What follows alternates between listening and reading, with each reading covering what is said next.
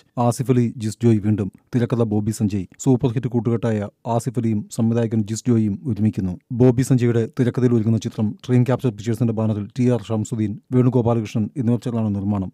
ആസിഫ് അലി നായകനായ bicycle thieves എന്ന ചിത്രത്തിലൂടെയാണ് ജിസ് ജോയ് സംവിധായകനാവുന്നത്. സൺഡേ ഹോളിഡേ, വിജയ് സൂപ്പറും പൗർണമിയും, ഇന്നലെ വരെ എന്നീ ചിത്രങ്ങളിലെല്ലാം ആസിഫ് അലിയാണ് നായകൻ. ജിസ് ജോയ് സംവിധാനം ചെയ്ത തലവനിൽ ബിജുമനും ആസിഫ് അലിയുമാണ് കേന്ദ്ര കഥാപാത്രം അവതരിപ്പിച്ചത്. ഈ ചിത്രങ്ങളെല്ലാം മികച്ച വിജയം നേടിയവയാണ്. കുഞ്ചാക്കോവനെ നായകനാക്കി ബോബി സഞ്ജയുടെ കഥയിൽ ജിസ് ജോയ് സംവിധാനം ചെയ്ത മോഹൻകുമാർ ഫാൻസിൽ ആസിഫ് അലി അതിഥി വേഷത്തിൽ സിനിമാ നടനായി പ്രത്യക്ഷപ്പെടുകയും ചെയ്തു. ഇത് 7ാം തവണയാണ് ആസിഫ് അലിയും ജിസ് ജോയും ഒരുമിക്കുന്നത്. തലവന്റെ 2ാം ഭാഗം സംവിധാനം ചെയ്യാനും ജിസ് ജോയ് ഒരുങ്ങുന്നുണ്ട്. രോഹിത് VS സംവിധാനം ചെയ്യുന്ന ടിക്കി ടാക്കയ്ക്ക് ശേഷം ജിസ് ജോയ് ചിത്രം ആരംഭിക്കാനാണ് തീരുമാനം. ആസിഫ് അലിയുടെ കരിയറിലെ ഏറ്റവും ചെലവേറിയ ചിത്രമാണ് ടിക്കി ടാക്ക. ഗോദയിലൂടെ മലയാളത്തിലേക്ക് അരങ്ങേറ്റം നടത്തിയ പഞ്ചാബി താരം വാമിക ഗബിയാണ് നായിക.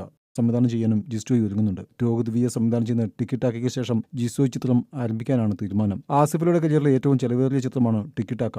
ഗോദയിലൂടെ മലയാളത്തിലേക്ക് അരങ്ങേറ്റം നടത്തിയ പഞ്ചാബി താരം വാമിക ഗബിയാണ് നായിക.